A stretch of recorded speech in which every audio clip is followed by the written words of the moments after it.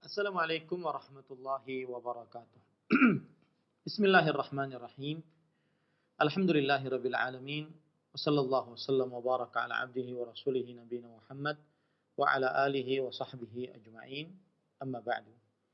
Alhamdulillah kita bersyukur pada Allah Subhanahu wa taala pada hari ini, hari Rabu pagi menjelang siang 21 Al-Muharram, bulan Allah yang suci 1442 Hijriah, kita dimudahkan oleh Allah Subhanahu wa taala untuk duduk bersama mengkaji kembali kitab Rasailu Tahumul Mar'ah Al-Muslimah.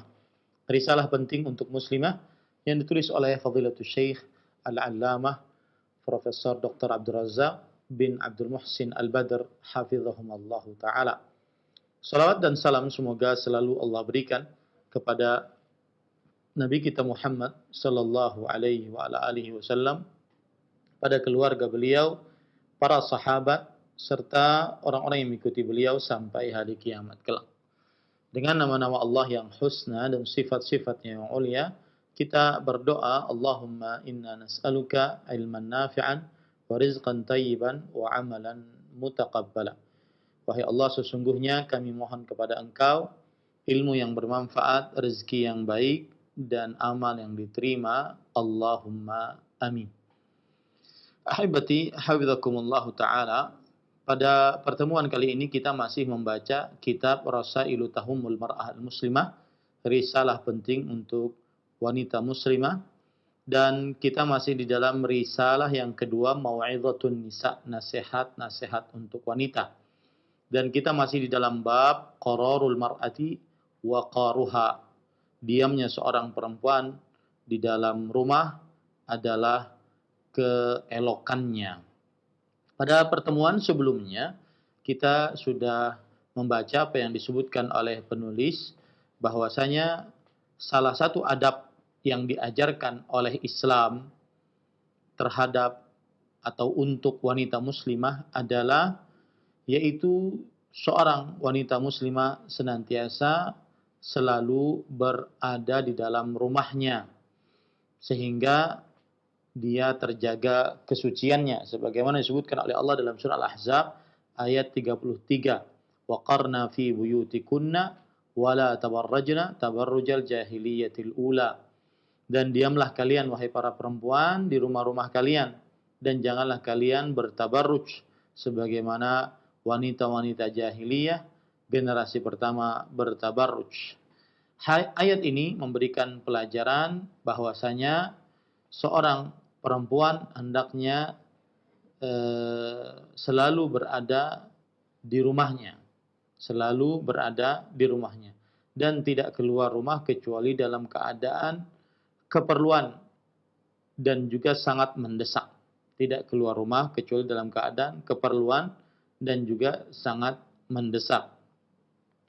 Kemudian pada pertemuan sebelumnya kita juga sudah baca apa yang disebutkan oleh penulis, bahwasanya dengan seorang perempuan tidak keluar rumah maka dia akan terlepas dari larangan-larangan. Di antaranya yaitu bercampur antara laki-laki dan perempuan yang bukan mahram tanpa hijab, atau berdua-duaan antara laki-laki dan perempuan tanpa ada hijab. Dan ini juga bisa harus diperhatikan, yaitu Rasulullah SAW sudah melarang untuk para lelaki masuk ke dalam tempat-tempat perempuan. Iyyakum waddukhul 'alan nisa.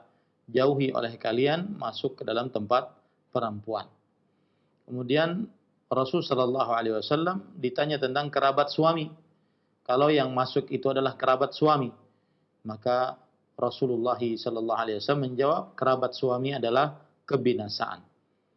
Nah, ini menunjukkan bahwa kerabat suami adalah kebinasaan, peringatan keras bahwa barang siapa yang meremehkan adab ini dan wasiat yang agung ini, maka yang akan terjadi adalah kebinasaan. Tidak sedikit kita dapati di tengah keluarga-keluarga muslimah bahwa terjadi penyelewengan, perselingkuhan akibat tidak menjaga adab ini, Ini semua adalah karena seorang perempuan keluar rumah dan akhirnya berkumpul dengan laki-laki yang bukan mahramnya. Nah, pada pertemuan sebelumnya kita sudah sampai poin itu ya. Kita baca lanjutan dari apa yang disebutkan oleh Al-Imam oleh Fadlatul Syekh Al-Allamah Profesor Dr. Abdul Razak bin Abdul Muhsin Al-Badr hafizahumullah taala. Beliau mengatakan, "Fal fadilatu tamut wal 'iffatu tamut wal akhlaqu tamut wa li mautiha asbab wa dinuna jaa'a li himayatil 'ibad min mautil fadilah wa mautil akhlaq wa mautil adab." Kemuliaan akan mati, kesucian akan mati, budi pekerti akan mati, dan kematian-kematiannya ada sebab-sebabnya. Dan agama kita datang untuk menjaga hamba-hamba dari kematian kemuliaan, kematian akhlak yang mulia, dan kematian adab. Salah satunya tadi, ya, bahwasanya seorang perempuan sangat dianjurkan untuk selalu berada di rumahnya. Dan jika keluar rumah, tidaklah keluar rumah kecuali dalam keadaan hajat yang sangat memerlukan. Dan juga termasuk di dalamnya adalah selalu dalam rumah agar tidak terjadi perkumpulan antara laki-laki dan perempuan. Meskipun perkumpulan tersebut dengan kerabat-kerabat suami. Karena kalau seandainya dibiarkan berkumpul dengan kerabat-kerabat suami, padahal mereka bukan mahram dari istri, maka pada saat itu akan terjadi kebinasaan, akan terjadi kehancuran, kemuliaan akan hancur, kesucian akan hancur, akhlak budi pekerti akan terjadi dekadensi moral dan akhlak. Dan kehancuran-kehancuran tersebut mempunyai sebab. Makanya Islam sebagai agama menjaga hamba-hambanya yang menganut agama Islam untuk terjaga dari kehancuran akhlak, kehancuran kemuliaan, dan kehancuran adab. Kemudian penulis mengatakan, innal mar'atal muslimah wala siyama fi zamanina hadha zamanil fitan. Az-zaman alladhi infataha katsirun minan nas ala 'adatil kuffar wa taqalidihim. Sesungguhnya wanita muslimah terutama di zaman kita ini, zaman yang penuh dengan godaan dan kegentingan yang menghantarkan kepada kehancuran. Zaman yang terbuka di dalamnya kebanyakan dari manusia kebiasaan-kebiasaan orang-orang kafir wa taqalidih, dan juga adat-adat mereka. Maksudnya adalah kita ini berada di zaman yang sangat mudah kita mengetahui kebiasaan orang kafir, adat-adat orang kafir. Bal wa mujunuhum wa inhilaluhum wa inhirafuhum wa inhitatuhum wa sufuluhum. Bahkan bukan hanya adat kebiasaan orang kafir yang kita ketahui, akan tetapi juga sifat-sifat gila mereka. Kemudian penyimpangan-penyimpangan mereka, kerendahan-kerendahan akal mereka, kebiasaan-kebiasaan buruk mereka. Wa ma'a kathratin nazar wa idmanil musyahadah min khilalil qanawatil fadaiyah. Disertai dengan seringnya melihat dan terus-menerusnya menyaksikan melalui berita-berita yang ada melalui internet, baik televisi, media sosial di zaman sekarang, wa min khilali mawaqi'is syabakah al-ankabutiyah, dan melalui saluran-saluran internet, wa min khilali majallatin habitah, dan juga melalui majalah-majalah yang sangat rendah, sangat hina karena di dalamnya hal-hal yang buruk. Wa nahwi dzalika bada'at tasallala tilkal akhlaq ila uquli ba'dhin nisa. Dan juga yang semisal dengannya. Maka karena itu semua, maka mulai adat-adat, kebiasaan-kebiasaan buruk orang-orang kafir masuk ke dalam akal sebagian para perempuan muslimah. Wal mar'atu dha'ifatun wa sari'atul iftitan illa man hamaha Allah azza wa jalla. Dan seorang wanita itu lemah dan sangat cepat sekali tergoda, sangat cepat sekali ikut-ikutan, sangat cepat sekali mengikuti tren, kecuali orang yang dijaga oleh Allah Subhanahu wa taala. Wa waqaha wa sara'at bi inqadhi nafsiha. dan Allah Subhanahu, kecuali orang yang dijaga oleh Allah, orang yang dicukupkan oleh Allah, dan orang yang bersegera untuk menyelamatkan dirinya. Wasaddi abwabil fitnati anha multaji'atan ila Allah tabaraka wa ta'ala mu'tasimatan bihi, dan menutup pintu-pintu yang menggodanya. Senantiasa dia menghadap kepada Allah Subhanahu wa taala, berpegang teguh, bersandar, berlindung kepada Allah Subhanahu wa taala. Ahibati hafizakumullah, apa yang disampaikan oleh Fadilatul Syekh Al-Allamah Profesor Dr. Abdul Razak bin Abdul Muhsin Al-Badr hafizahumullah taala, ini maksudnya adalah bahwa kita ini di zaman yang sangat mudah seseorang untuk mengakses informasi. Mengakses informasi yang baik ataupun yang buruk. Melihat video, melihat foto, melihat berita, membaca berita, menyimak segala hal yang ada di media sosial, di internet.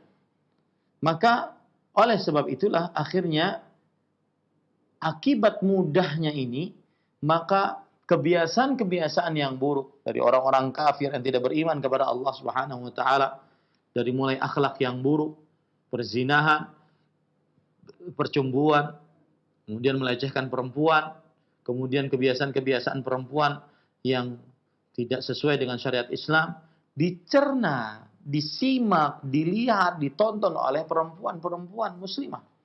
Akhirnya ya banyak sekali yang terjerumus di dalamnya. Dan ingat, kalau itu sudah dianggap biasa, tidak ada yang mengingatkan, maka nanti akan terjadi dekadensi moral secara merata. Para perempuan memperlihatkan auratnya, berjoget ria, bergoyang-goyang sangat indah, mempesona lelaki, meskipun pakai jilbab, bahkan ada yang pakai cadar.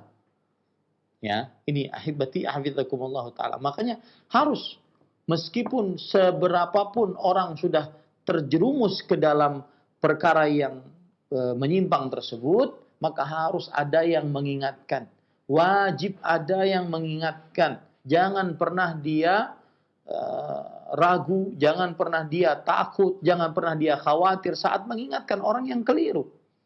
Ya, karena seseorang mencari ridha Allah Subhanahu wa taala, bukan mencari ridha manusia, dan ridha manusia tidak akan pernah sampai kita gapai, karena ridha manusia itu sesuai dengan hawa nafsunya, bukan sesuai dengan standar agama. Ini ahibati hafizakumullah taala. Jadi sedikit sekali kaum muslimah di zaman sekarang yang benar-benar masih menjaga apa yang dinamakan dengan kesucian, kehormatan, kemaluan, ya. Bahkan wanita yang berjilbab, cantik, sendiri sudah tidak malu-malu untuk membuka auratnya, untuk mengatakan bahwasanya kalau seandainya susah-susah untuk menikah, ya sudah, berzina aja dulu. Nanti kalau seandainya hamil, baru pasti dinikahi. Ini perkataan-perkataan yang tabu seperti ini semestinya, ya, sudah jadi biasa, jadi konsumsi sebagian orang. Ini akibat media sosial.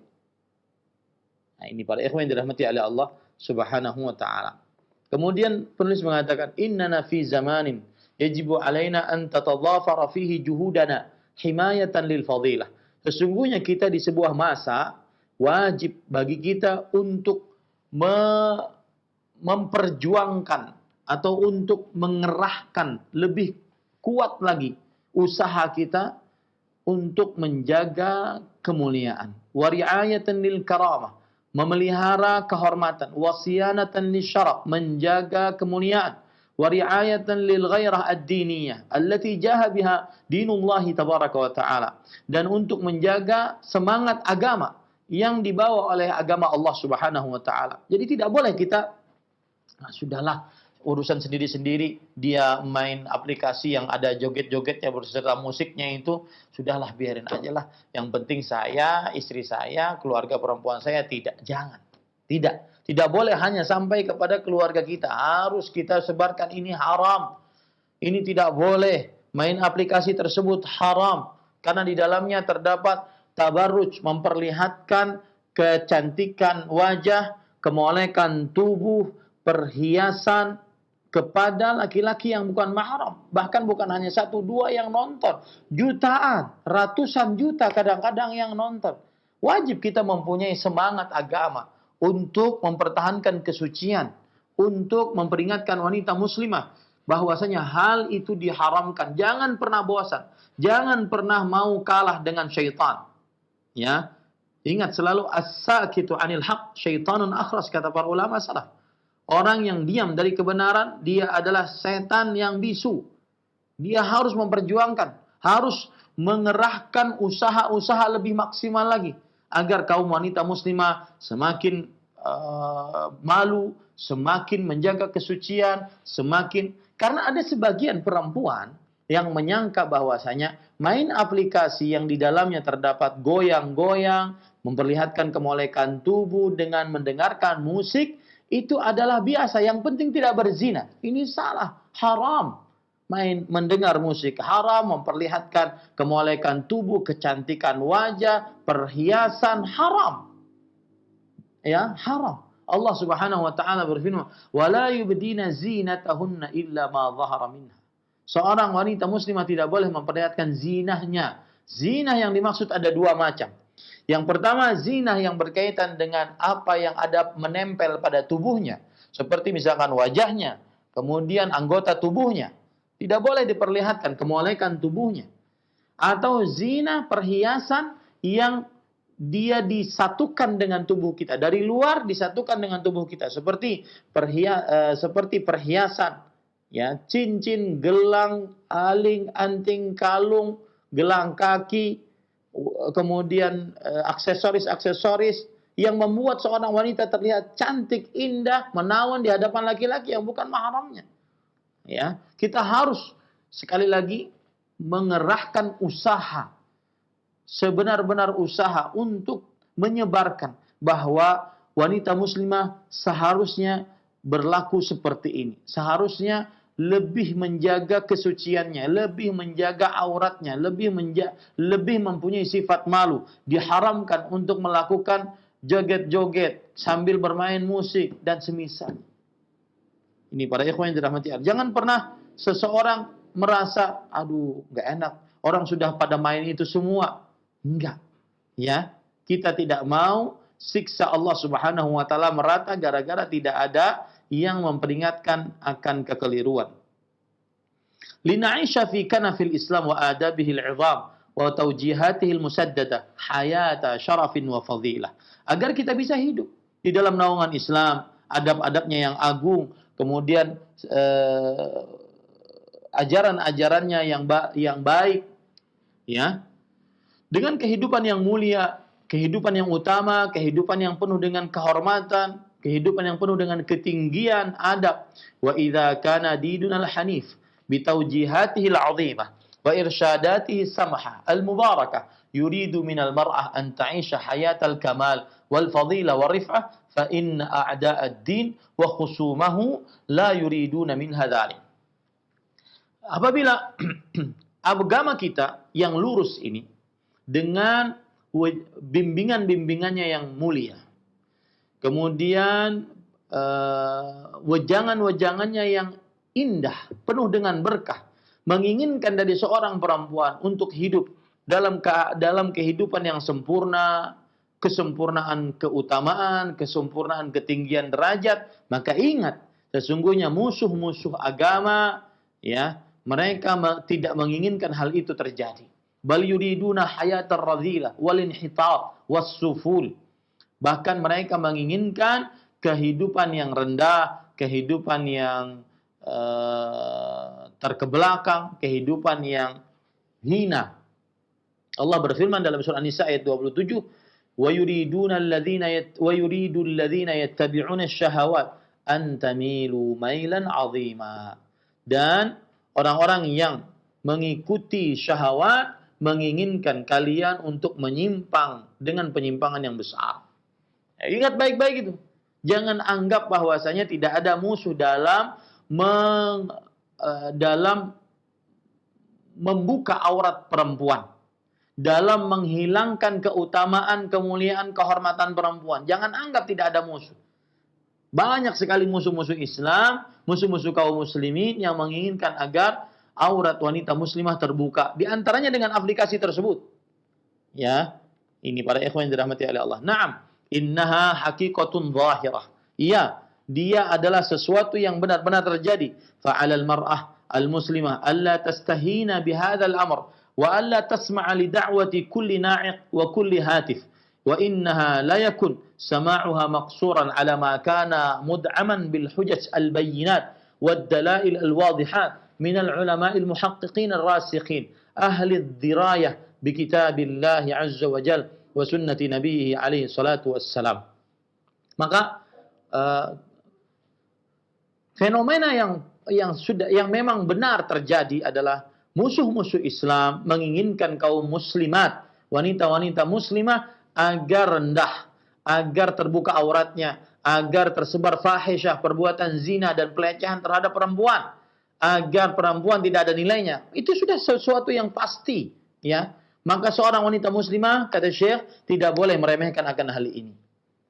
Dan tidak boleh dia mendengar setiap ajakan orang yang mengajak dan setiap panggilan orang yang memanggil.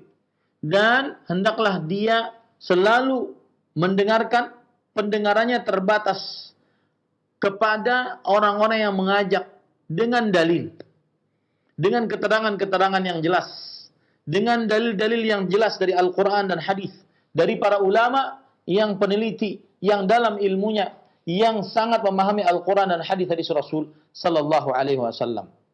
Ya, qad hayyuka li amrin law fatinta lah farba bi nafsika an tar'a ma'al hamal.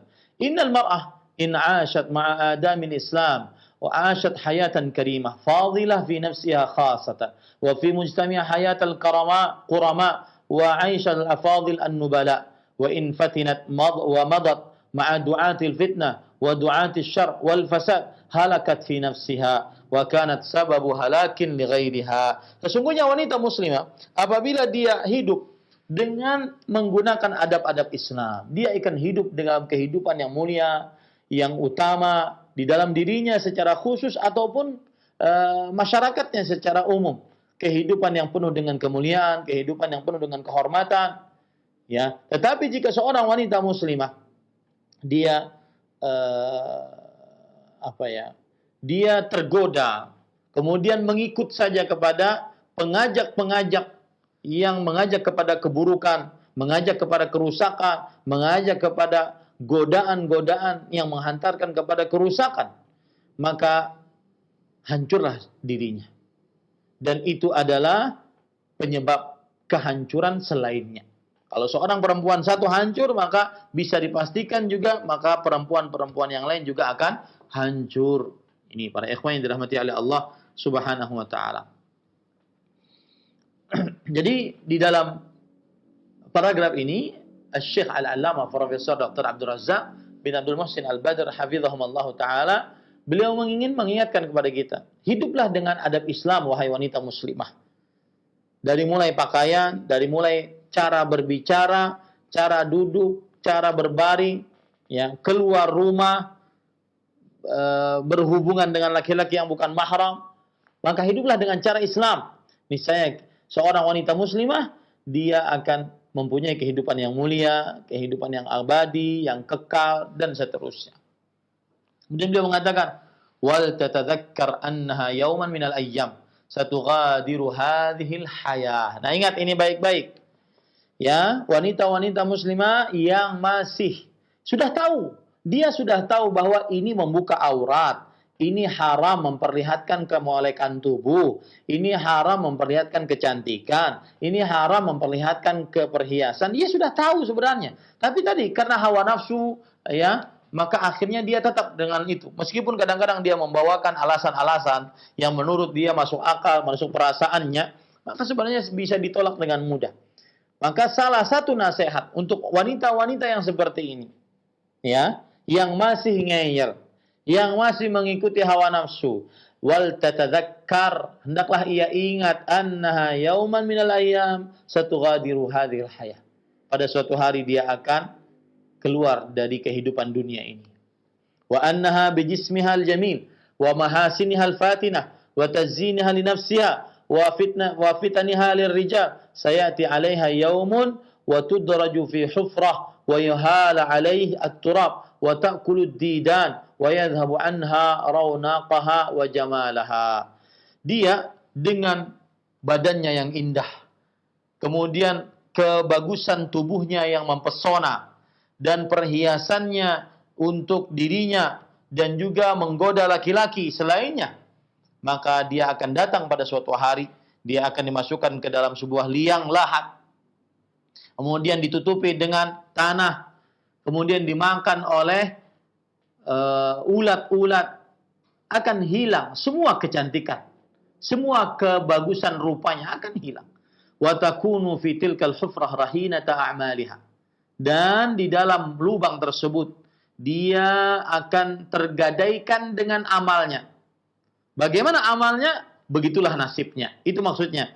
Wa qida ma qaddamat fi hadhil hayah. Dan dia akan dihisab atas apa yang telah dia lakukan di dalam kehidupan ini. Faqad kana qabluha nisa'un amarna al-qusura thumma sakanna al-kubura fi ahwalin ha'ilah wa alwanin ha'ilah wa ru'usin 'anil abdani za'ilah wa 'uyunin 'alal khududi sa'ilah faltattaqillaha al-mar'ata al-muslimah wal tu'id li hadzal yaumi 'iddataha. Artinya, dan sungguh sebelum dia para perempuan membangun istananya, kemudian para perempuan tersebut tinggal di kuburan-kuburan dalam keadaan ahwalin ha'ilah, keadaan yang sangat mengerikan, wa alwanin ha'ilah, dan juga keadaan yang sangat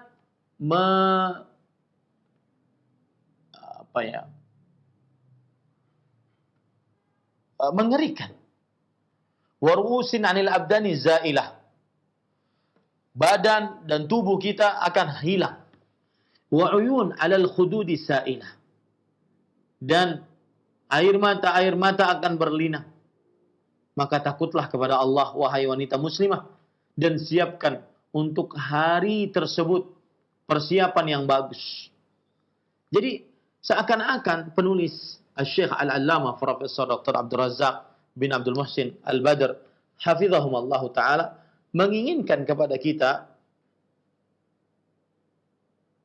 agar apabila seorang wanita muslimah menyimpang dari jalan Allah, tidak melaksanakan adab-adab Islam, membuka aurat, memperlihatkan kecantikan, memperlihatkan kemolekan tubuh, memperlihatkan perhiasan dan keindahan pakaian, maka salah satu hal yang bisa disampaikan kepada wanita muslimah tersebut adalah, ingat, kamu akan mati.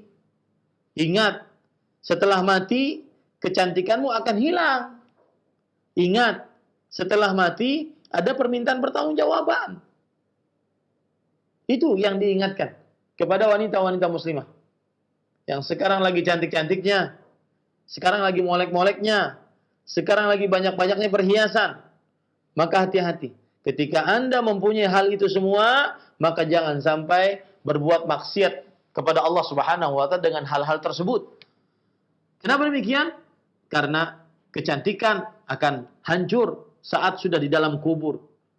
Kemolekan tubuh akan hancur saat sudah di dalam kubur. Perhiasan-perhiasan tidak akan dibawa saat sudah di dalam kubur. Yang ada hanyalah permintaan pertanggungjawaban dari Allah Subhanahu wa taala. Jadi wahai wanita muslimah, kecantikanmu tidak akan sampai di bawah mati. Ada orang yang operasi plastik, macam-macam dia operasi. Ya, dari mulai rahang, depak rahang ininya, hidungnya, kemudian bibirnya, segala macam. Padahal itu diharamkan dalam agama Islam. Kemudian tujuannya untuk diperlihatkan kepada laki-laki yang bukan mahramnya. Maka salah satu kiat menasihati wanita seperti ini adalah dengan mengingatkan kematian. Dan bahwasanya saat mati di bawah kubur, maka kecantikan semua tidak akan bermanfaat. Karena yang bermanfaat adalah amal ibadahnya. Ini ahibati, hafizakumullahu ta'ala. Nah, kemudian kalau sudah kita pahami itu, ahibati, hafizakumullahu ta'ala, sekarang kita masuk kepada bab yang baru. Ya, bab yang baru. Penulis mengatakan ta'ammulatun fi qawlihi ta'ala wa qul lil mu'minin yaghdudna min absarihinna wa yahfazna furujahunna. Renungan-renungan dalam firman Allah Subhanahu wa taala surat An-Nur ayat 31, dan katakanlah untuk wanita-wanita beriman mereka hendaknya menjaga pandangan mereka dan menundukkan pandangan mereka dan menjaga kemaluan-kemaluan mereka. Ahibati hafizakumullah, para kaum muslimin yang saya cintai karena Allah, semoga Allah Subhanahu wa taala merahmati kita. Maka di dalam bab ini penulis ingin menjelaskan tentang perkara menjaga pandangan. Kalau tadi kan nasihat untuk perempuan berada selalu di dalam rumah, tidak keluar kecuali karena hajat dan keadaan yang sangat mendesak, dan saat keluar pun tidak diperbolehkan untuk berdandan ataupun memperlihatkan kecantikan, kemolekan tubuh dan perhiasan. Sekarang bab ini menyebutkan tentang menjaga pandangan, menundukkan pandangan untuk wanita muslimah. Di awal bab ini penulis membawakan surat An-Nur ayat 31. Ya, silahkan cek surat An-Nur ayat 31. Saya langsung kepada penjelasan penulis.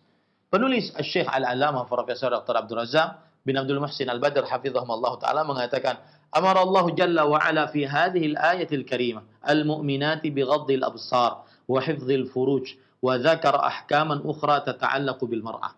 Allah Subhanahu wa taala di dalam ayat yang mulia ini memerintahkan kepada wanita-wanita beriman untuk menundukkan pandangan, menjaga kemaluan, dan Allah Subhanahu wa taala menyebutkan hukum-hukum lain yang berkaitan dengan perempuan. Taib. Wa qad dzakara dzalika tabaraka wa ta'ala ba'da ayatin tata'allaqu birrijal fil mawdu'i nafsihi.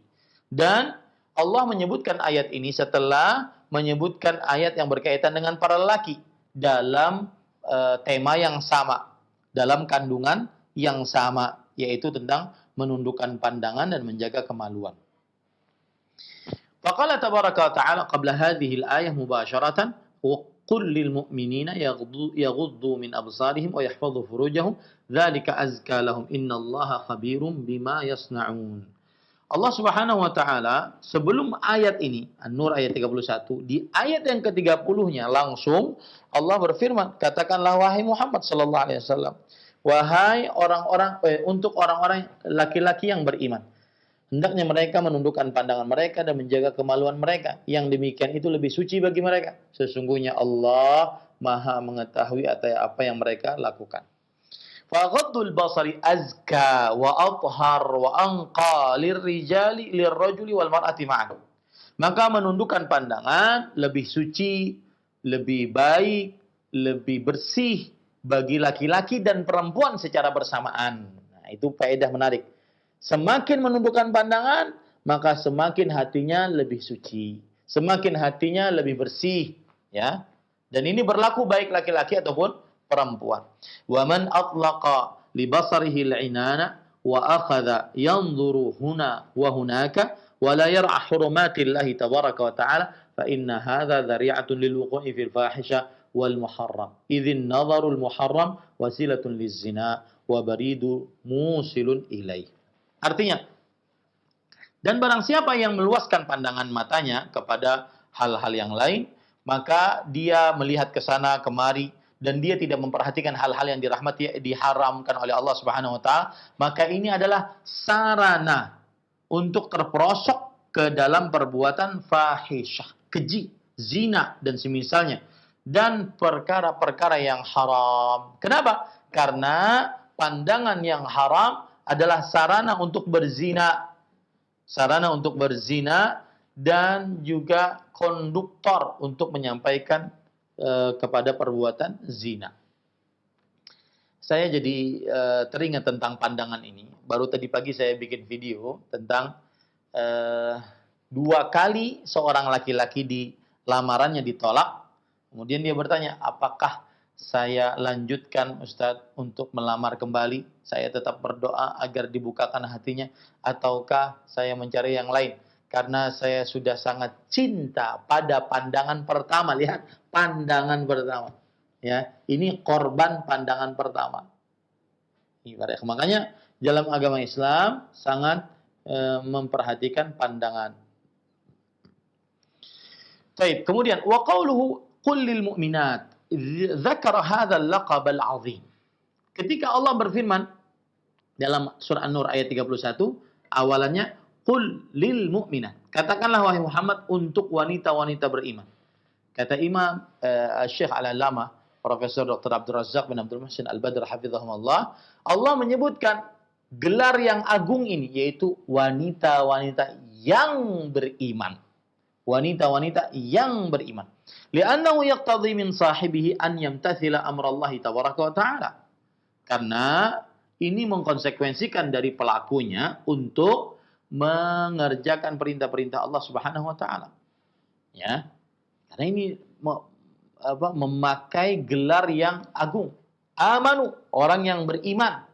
Ya. فالمؤمنة الصادقة التي ينطبق عليها هذا الوصف لا تتردد في الاستجابة لأمر الله تبارك وتعالى. Maka wanita yang beriman, yang jujur dalam keimanannya, yang memang benar-benar beriman, dia tidak akan ragu untuk memenuhi perintah Allah Subhanahu wa taala. Kama qala ta'ala, sebagaimana firman Allah Subhanahu wa taala, "Wa ma kana lil mu'minin wa la mu'minatin idza qada Allahu wa rasuluhu amran an yakuna lahumul khiyaratu min amrihim." Tidak pantas lelaki beriman dan perempuan beriman jika Allah dan Rasulnya telah menentukan sebuah perkara, maka mereka memilih pilihan lain dari perkara-perkara mereka. Lihat di situ ada tidak pantas untuk lelaki dan perempuan beriman.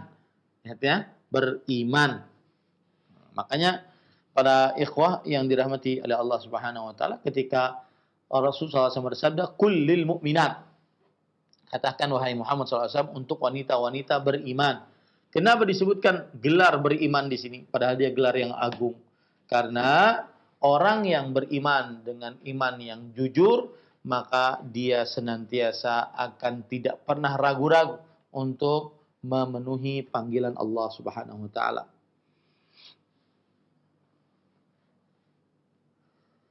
Kemudian وقوله يغضضن من أبصارهن جاء هنا من بمن التي للتبعيض فغض البصر مطلوب في الأمور التي أمر الله تبارك وتعالى بغض البصر فيها ولهذا سيأتي في الآية استثناءات لم تؤمر بغض البصر عنهم وفي المطالبة بغض البصر لا فرق بين النظر إلى الرجل مباشرة أو النظر إلى صورته لأن النهاية في الأمرين واحدة.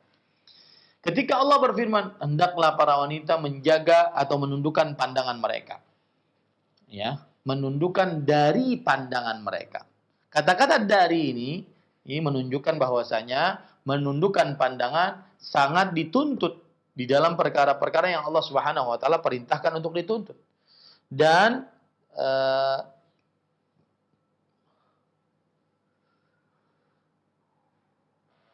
Dan di sana ada dalil-dalil sebagai pengecualian yang tidak diperintahkan untuk menundukkan pandangan. Ya, perempuan tidak diperintahkan untuk menundukkan pandangan. Nah,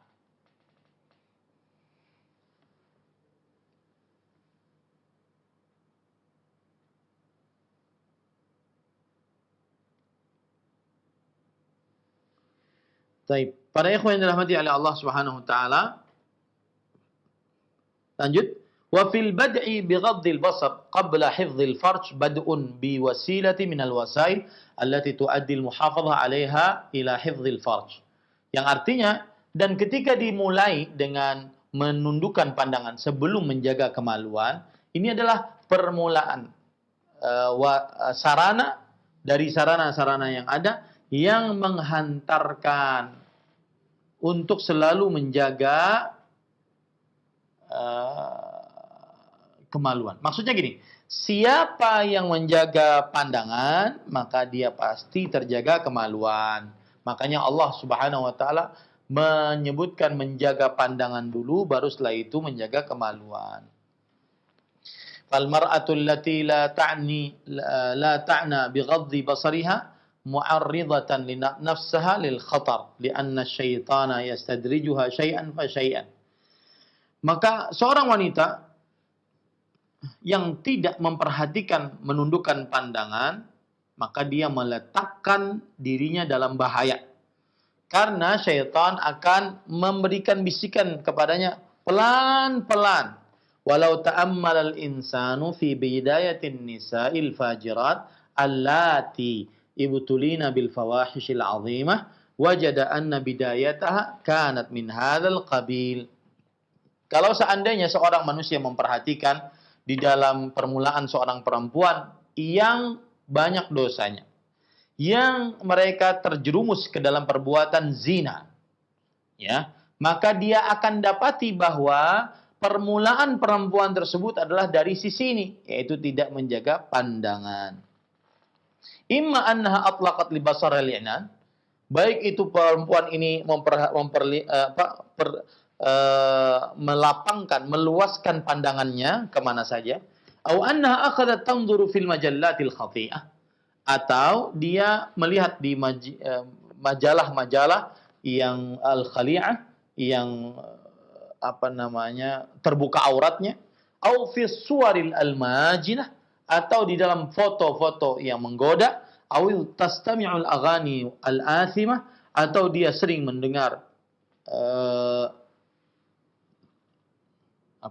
musik-musik, ya, yang mendatangkan dosa, au nahwi dzalika minal masailil muharramah, atau hal-hal yang lain dari hal-hal yang diharamkan, allati tuaddi ila zina, yang menghantarkan kepada perbuatan zina, ila anna asbahtu bitilka darajah wal iyad billah, ila an asbahat bitilka darajah wal iyad billah, sampai akhirnya perempuan tersebut benar-benar sampai kepada derajat itu, dan kita berlindung kepada Allah Subhanahu wa taala. Walihada bada Allah tabaraka wa taala bidzikri wasilatin minal wasailil muaddiyah lil fahisyah. Oleh sebab itulah Allah Subhanahu wa taala memulai di dalam ayat ini dengan menyebutkan salah satu sarana dari sarana-sarana yang menghantarkan kepada perbuatan zina. Wa fi hadza tanbihun ala ghairiha. Dan di dalam ayat ini terdapat peringatan atas selainnya. Famakana mithluha ila yufdi ila al-fahisyah falahu hukmuha. Maka apa saja yang semisalnya yang menghantarkan kepada perbuatan zina, maka baginya hukumnya sama. Famin dzalika sama'ul aghanil muharramah. Termasuk daripadanya adalah mendengar musik-musik yang diharamkan. Wal ghina bariduz zina. Dan nyanyian itu adalah konduktor kepada perbuatan zina. Wa tariqun muaddin ilaihi. Dan jalan yang menyampaikan kepadanya. Wa ru'yatus suwar awil manadhir al-muharramah awil muhadatsah al-muharramah awil hadits ma'an nisa al-mubtalayat bimithli hadhihi al-umur al-batilah fa hadha kulluhu mimma yuaddi ila al-wuqu'i fi hadhihi al-fahisyah. Yang artinya dan juga melihat kepada gambar-gambar, foto-foto, kemudian juga pemandangan-pemandangan yang diharamkan, ya, atau perkara-perkara yang mengada-ngada yang diharamkan, ataupun juga berbicara dengan para perempuan yang teruji dengan perkara-perkara yang batil ini, maka ini seluruhnya menghantarkan kepada keburukan, itu kepada perbuatan fahisyah. Nah, akhirnya cukup sampai di sini, ya para ikhwan yang dirahmati oleh Allah. Intinya penulis tadi mengatakan kepada kita bahwasanya ketika Allah berfirman, "Qul lil mu'minat," katakan wahai hamba-hamba Allah yang beriman, maka di sini Allah membawakan gelar yang paling besar dari orang beriman, yaitu orang-orang beriman. Agar apa? Kalau ada perintah maka dikerjakan, kalau ada larangan maka dijauhi. Kemudian juga yang sudah kita pelajari pada kesempatan kali ini adalah bahwa seorang wanita muslimah ketika dia menjaga ke pandangannya, maka pada saat itu dia akan terjaga kemaluannya. Dan Allah ketika memulai menjaga pandangan ini sebagai sarana untuk menjaga kemaluan. Ya, sebagai sarana untuk menjaga kemaluan. Siapa yang tidak menjaga pandangan, maka sangat banyak orang-orang yang ingin merusak kehormatannya dan kemuliaannya. Nah, pada pertemuan kali ini cukup sampai di sini. Saya kembalikan acara kepada Akhi Ari Hafizahullah Ta'ala. Nah, Nah, Ustaz, barakallahu fikum, jazakallahu khairan. Terima kasih atas bimbingan dan pelajaran yang bermanfaat yang telah disampaikan kepada kami. Semoga yang singkat ini dapat menambahkan ilmu serta faedahnya bisa kita amalkan dalam ketaatan kepada Allah Subhanahu wa taala. Selanjutnya, ikhwatul Islam, kami berikan kesempatan bagi Anda yang bertanya, silahkan. Bisa Anda coba untuk masuk di layanan telepon. Kami bacakan terlebih dahulu pesan singkat yang telah masuk. Assalamualaikum Ustadz, saya mempunyai anak perempuan umur 15 tahun yang hobinya touring motor, yang di situ bercampur laki-laki dan perempuan. Saya sudah menasihati anak saya, tapi dia tidak bisa terima, akhirnya anak saya jadi pendiam. Sekolah pun terganggu. Nah, bagaimana saya selaku orang tuanya memperlakukan anak perempuan saya yang masih 15 tahun ini agar mengurangi atau sama sekali tidak mengerjakan hobinya yang kurang bermanfaat ini. Syukron, Ustaz, silakan. Bismillah, alhamdulillah, wassalatu wassalamu ala rasulillah wa ala alihi wa sahbihi wa man walah. Memang salah satu tugas berat orang tua adalah saat anaknya sudah umur pubertas. Pubertas itu dari mulai 13, 14, 15, ya maka dia masa-masa itu masa-masa ingin mencoba, kemudian masa-masa ingin mencari jati diri. Maka sikap yang paling tepat dari orang tua adalah pertama berdoa kepada Allah agar senantiasa Allah Subhanahu wa taala memberikan petunjuk kepada anak tersebut. Rabbana hab lana min azwajina wa dzurriyyatina qurrata a'yun waj'alna lil muttaqina imama. Kemudian Rabbana hab lana Rabbana Rabbi ja'alni muqimas shalah wa min dzurriyyati Rabbana wa taqabbal du'a. Allah, kemudian Allahumma junubni wa baniya an na'budal asnam. Doa-doa dari para nabi, dari para rasul, ya, kemudian dari Nabi Muhammad sallallahu alaihi wasallam, ya. Begitu juga bagus didoakan para pemuda dengan doa Allahumma ighfir dzambahu wa tahhir qalbahu wa hassin farjahu.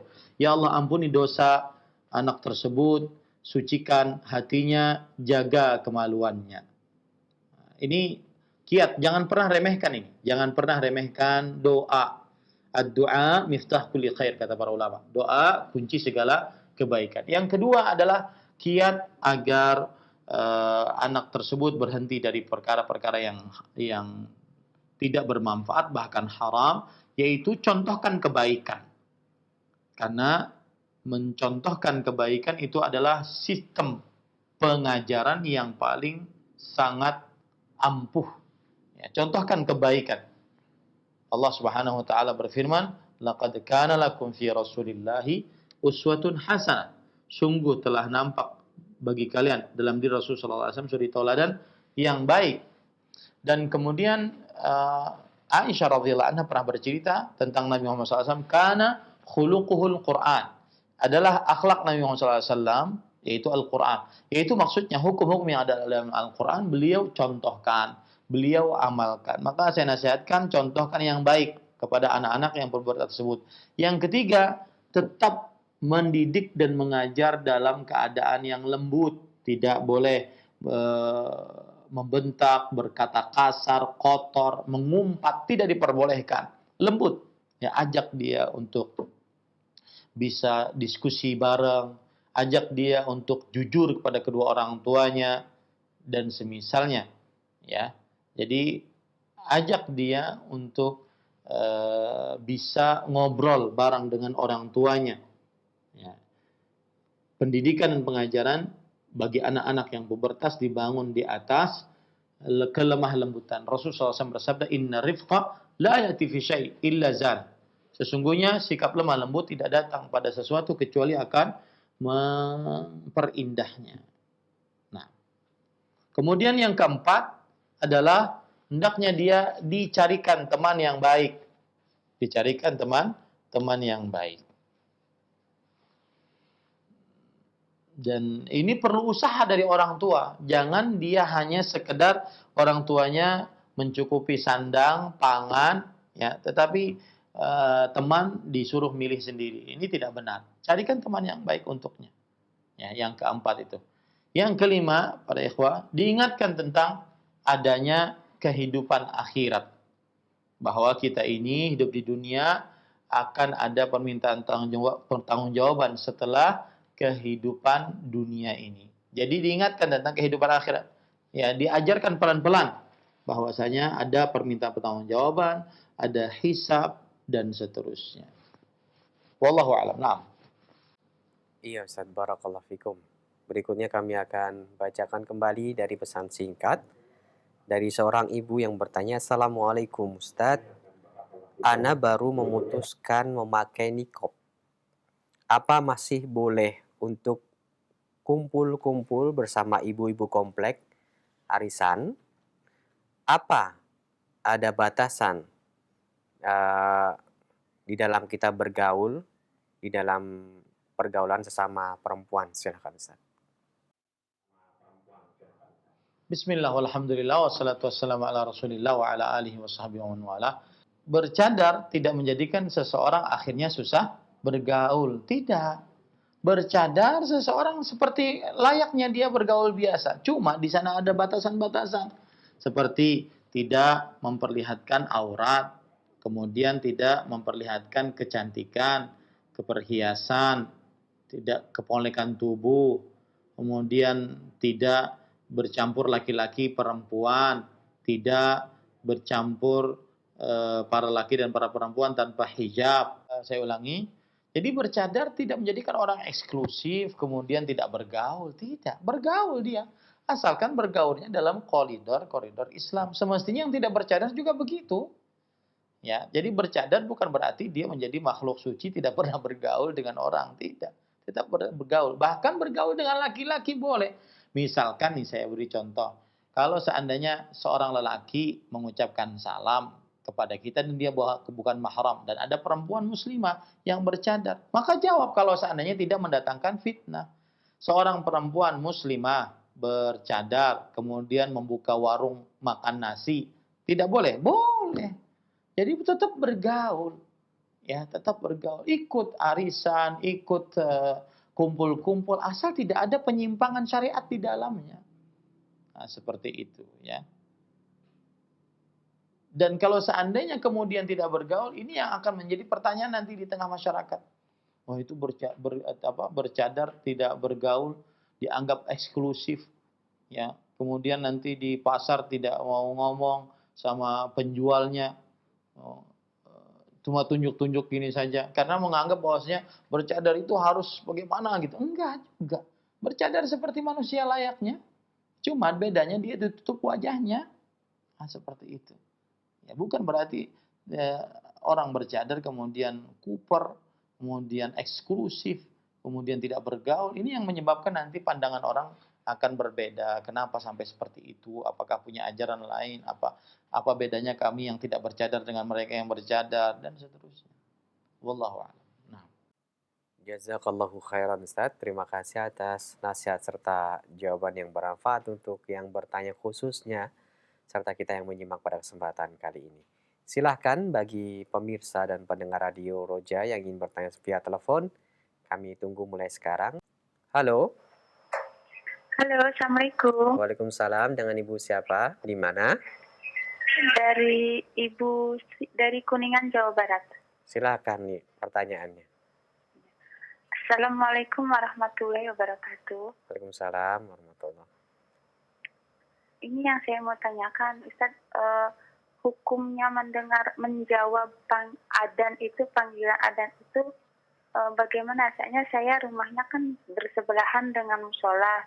Kalau pas lagi menerima telepon, itu udah dikumandangkan azan, apakah dihentikan pembicaraan di telepon dan menjawab dulu, atau saya kadang suka mencari yang dari suara adzan supaya meneruskan pembicaraan di telepon itu apa berdosa, Ustaz? Jadi saya mau tanyakan itu, apa hukumnya menjawab adzan? Terima kasih. Assalamualaikum warahmatullahi wabarakatuh. Waalaikumsalam warahmatullahi wabarakatuh. Silakan Ustaz.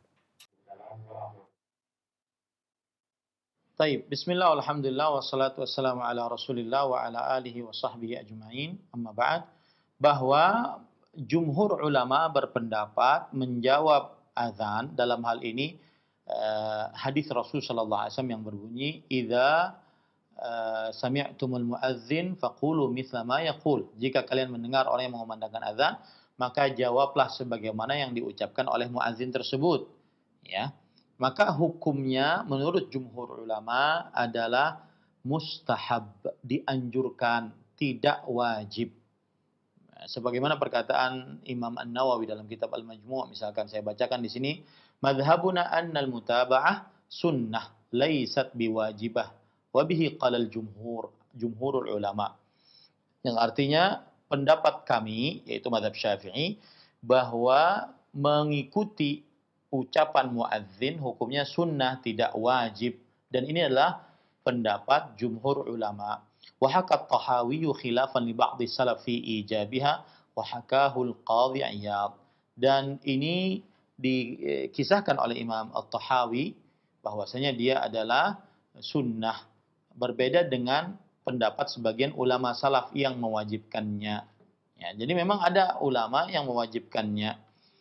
Kemudian juga pada ikhwan yang dirahmati oleh Allah Subhanahu wa taala, ketika Rasulullah SAW bersabda, jika kalian mendengar muadzin, maka ucapkanlah sebagaimana yang diucapkan oleh muadzin. Ini adalah perkara yang dianjurkan, bukan perkara yang diwajibkan. Ya.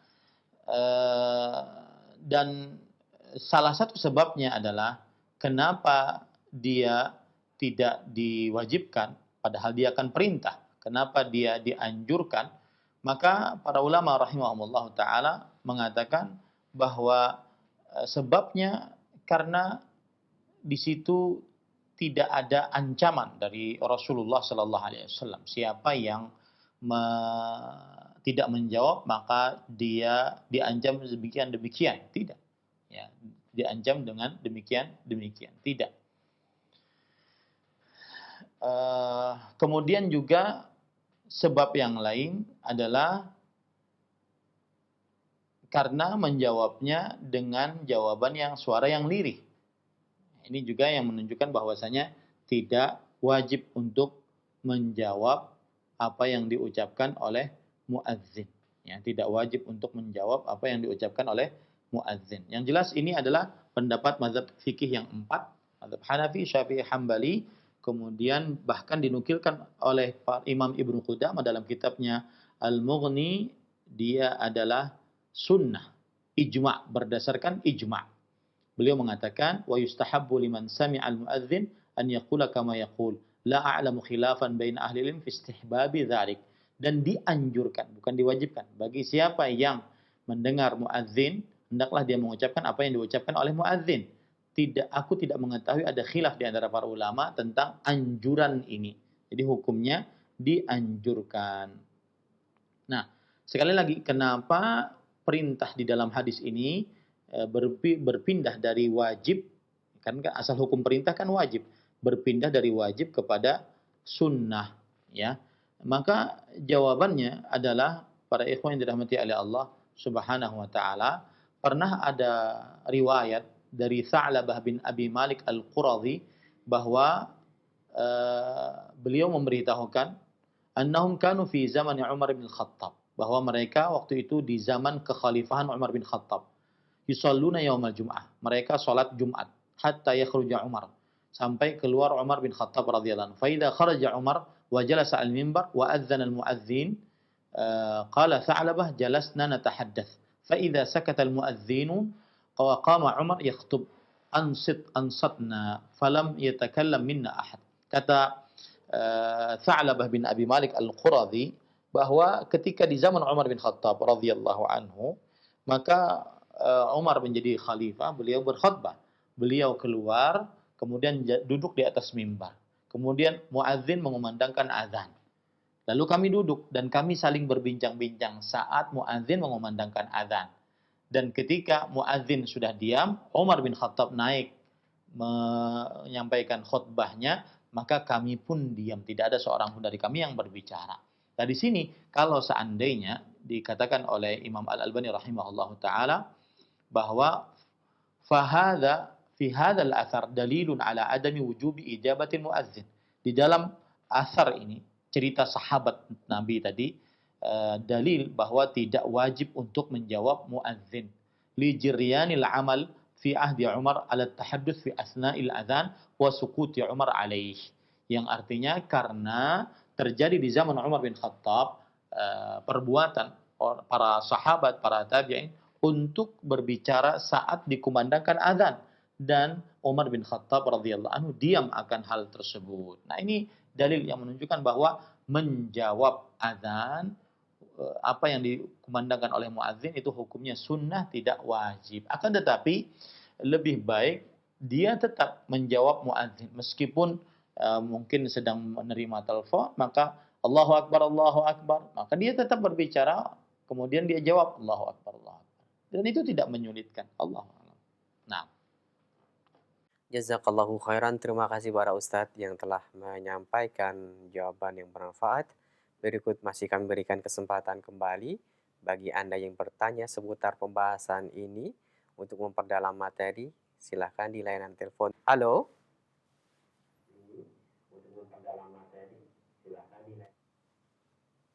Assalamualaikum. Waalaikumsalam. Dengan siapa ini, di mana?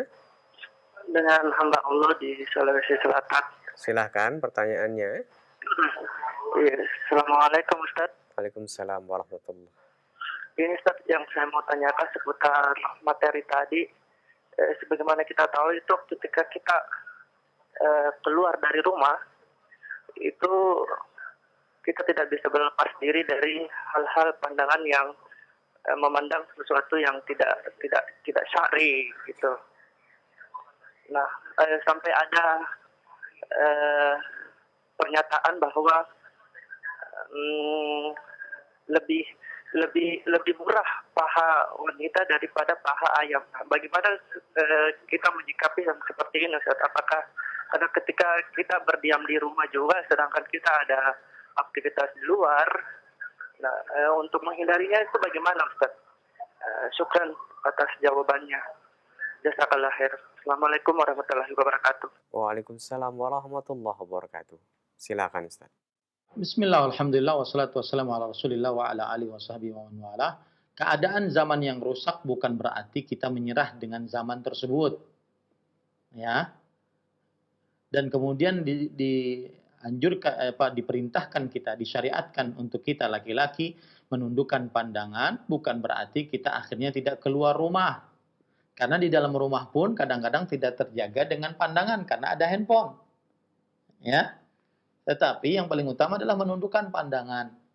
Jadi keadaan yang rusak di tengah kita bukan berarti menjadikan kita kemudian tidak bertakwa kepada Allah Subhanahu wa taala. Disitulah nilai usahanya. Dan pertanyaan yang disampaikan ini sudah ditanyakan 1400 tahun yang lalu oleh para sahabat Nabi radhiyallahu anhu. Dalam hadis riwayat Imam Muslim dari Jarir bin Abdullah radhiyallahu anhu bahwa beliau bertanya, "Ya, sa'altu Rasulullah sallallahu alaihi wasallam an-nadharil faja'ah, fa amarani an asrifa basari." Aku bertanya kepada Rasulullah SAW tentang pandangan tiba-tiba, yang terlihat tiba-tiba ada sesuatu yang diharamkan. Maka Rasulullah SAW mudah jawabannya. Beliau memerintahkanku untuk memalingkan pandangan. Jadi jangan dilihat aja. Yang terlarang adalah seseorang berlezat-lezat memandang tersebut. Kalau seandainya dia lewat, kemudian ada yang terlihat, maka dia tundukkan pandangannya atau dia palingkan wajahnya. Jangan sampai dia memandang dengan berlezat-lezat berlama-lama. Ya, ini para ikhwan yang dirahmati oleh Allah. Lihat penjelasan Imam Nawawi terhadap hadis ini. Beliau mengatakan, makna dari pandangan tiba-tiba an yaqa'a basaruhu 'alal ajnabiyyah min ghairi qasd.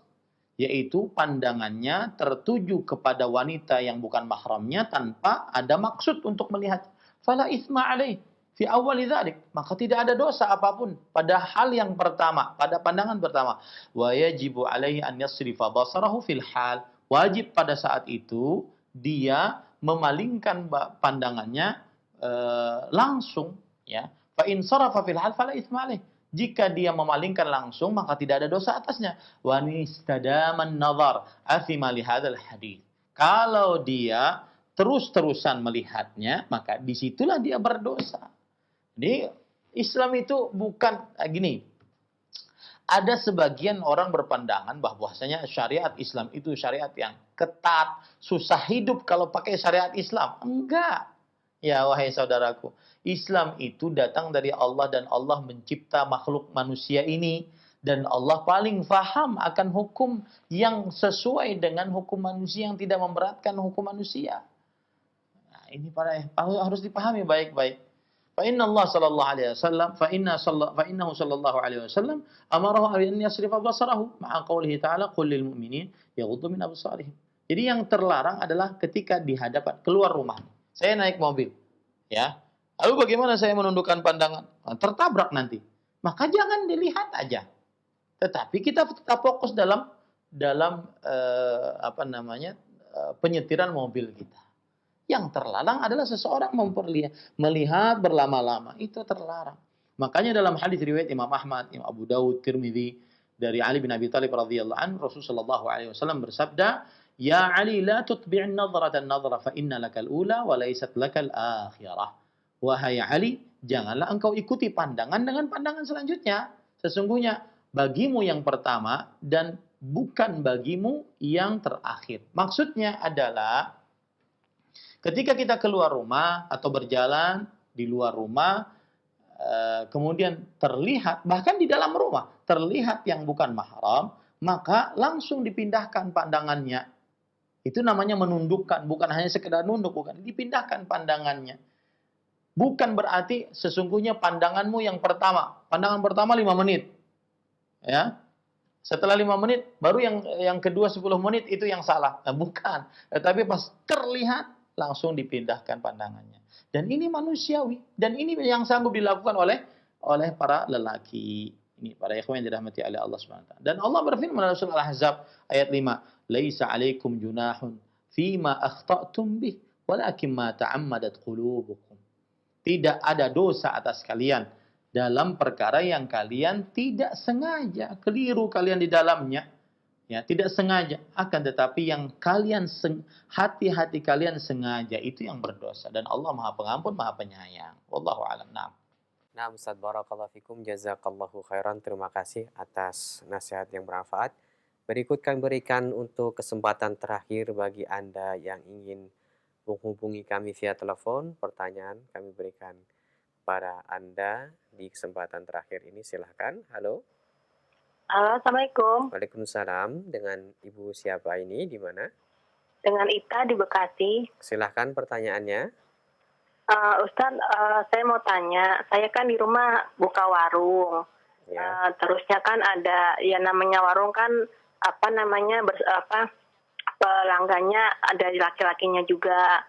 Itu gimana ya? Kadang-kadang kan kalau saya ngasih kembalian atau apa, suka nggak sengaja bersentuhan. Padahal kan sudah berusaha untuk nggak bersentuhan gitu. Itu gimana caranya ya biar benar-benar bisa nggak bersentuhan gitu. Kalau misalnya dengan pelanggan yang laki-laki gitu. Terus ya gimana caranya gitu? Terus apa saya harus pakai sarung tangan atau apa gitu, itu gimana Ustaz ya? Baik. Itu aja. Ya, Assalamualaikum warahmatullahi wabarakatuh. Waalaikumsalam warahmatullahi wabarakatuh. Terima kasih Ustaz. Sekaligus kami mohon ikhtam dari Ustaz Fadl. Bismillah, alhamdulillah, wassalatu wassalamu ala rasulillah. Ibu harus paham betul bahwasanya di dalam agama Islam yang tidak disengaja tidak berdosa. Itu pegang baik-baik agar hati ibu tenang. Yang tidak disengaja tidak berdosa.